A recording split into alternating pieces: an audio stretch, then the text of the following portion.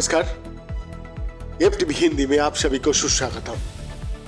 जी हाँ, ऑस्ट्रेलिया ने अपनी प्रमुख रक्षा समीक्षा में कहा है कि चीन से बढ़ते खतरे का मुकाबला करने के लिए वो लंबी दूरी की मिसाइलों को खरीदने में तेजी लाएगा।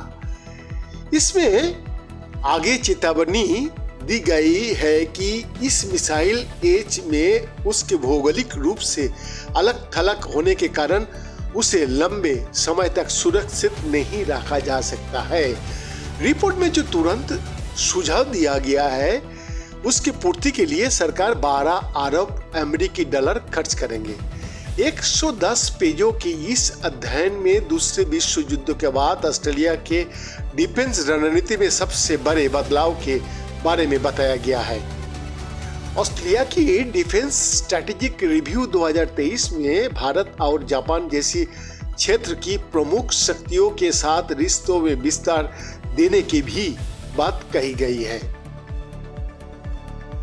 ताइवान को लेकर चीन के नजरिए के कारण क्षेत्र में बढ़ते तनाव के दौरान ऑस्ट्रेलिया का ये डिफेंस स्ट्रैटेजिक रिव्यू जारी हुआ है। चीन लगातार कहता रहा है कि वो जरूरत पड़ने पर ताइवान को जबरन छीन सकता है। चीन नौसेना दक्षिण चीन सागर में अपनी बड़ी हुई मौजूदगी स्थापित कर चुकी है और अंतर्राष्ट्रीय कानून के विपरीत वो इस क्षेत्र पर अपना दावा करती रही है।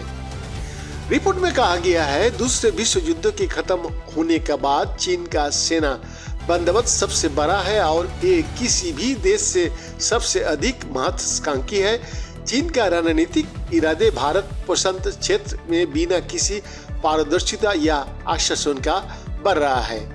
प्रधानमंत्री एंथोनी अल्बानीज ने कहा है कि ये समीक्षा इंतजार किए बिना हमारी भविष्य को आकार देगी और इसकी सिफारिशों ऑस्ट्रेलिया को अधिक आत्मनिर्भर, अधिक तैयार और अधिक सुरक्षित बनाएगा। रक्षा मंत्री रिचर्ड माल्स कहता है कि इसमें सिफारिश की गई है कि ऑस्ट्रेलिया को अपनी जमीनी हथियारों से हटकर लंबी दूरी तक निशाना साधने वाले और ऑस्ट्रेलिया में बने गोला बारूद पर अपना ध्यान केंद्रित करना चाहिए। माल्स ने पत्रकारों से कहा, हमें ऐसे रक्षा बल की जरूरत है जिसकी लंबी दूरी तक लड़ने की असरदार क्षमता हो। मंत्री ने कहा कि 500 किलोमीटर की दूरी तक सटीक हमला करने वाली मिसाइलों की खरीद सेना को मजबूती और भविष्य में जिस तेजी की जरूरत होगी वो देगा। समीक्षा रिपोर्ट में भारत प्रशांत क्षेत्र में रक्षा सहयोग कार्यक्रम बढ़ाने पर जोर दिया गया है जो कि ऑस्ट्रेलिया को हित में होगा।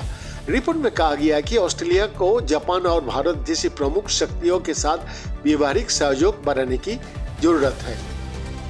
इसमें आगे कहा गया कि हिंद महासागर में ऑस्ट्रेलिया की महत्वपूर्ण भूमिका है क्योंकि इस महासागर में उसकी सबसे लंबी समुद्री रेखा है और ऑस्ट्रेलिया को भारत और जापान के साथ संबंधों में विस्तार देने की जरूरत है। साल 2022 में एक थिंक टैंक की रिपोर्ट में ऑस्ट्रेलियाई सेना को एक सबसे खराब आशंका को लेकर जताया गया था।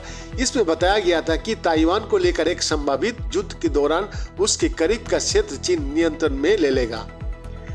ऑस्ट्रेलियन स्ट्रैटेजिक पॉलिसी इंस्टीट्यूट के विश्लेषक मैल्कम डेविस कहता है कि ऑस्ट्रेलिया की नए रक्षा रणनीति का मकसद है कि जहां तक संभव हो चीन जैसे एक शक्तिशाली दुश्मन को पूरा रोक पाया जाए।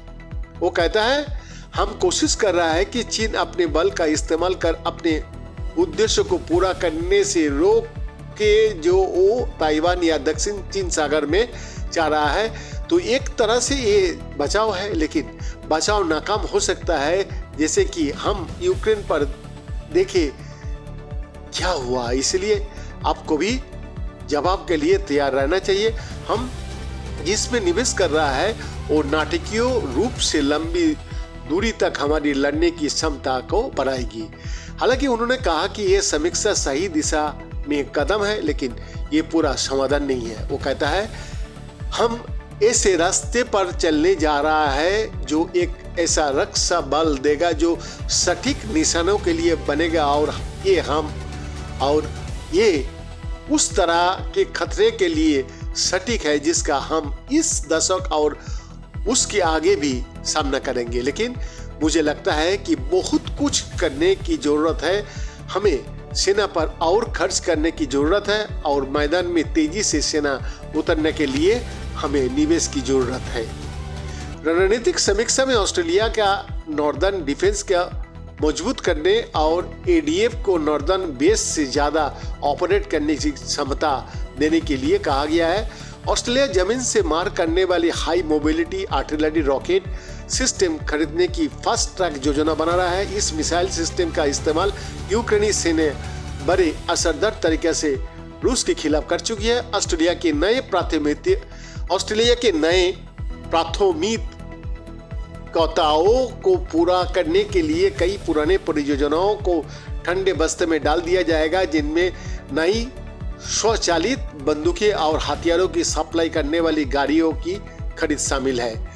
रक्षा मंत्री माल्स कहता है कि समीक्षा रिपोर्ट में देश में लगातार जहाज निर्माण की क्षमता बढ़ाने के महत्व पर जोर दिया गया है। इसमें यह भी सलाह है कि लड़ाकू जहाज के लिए लंबी दूरी की एंटी-शिप मिसाइल खरीदे जाए और इसमें नए US-B-21 रडार की बेहतर विकल्प नहीं बताया गया है।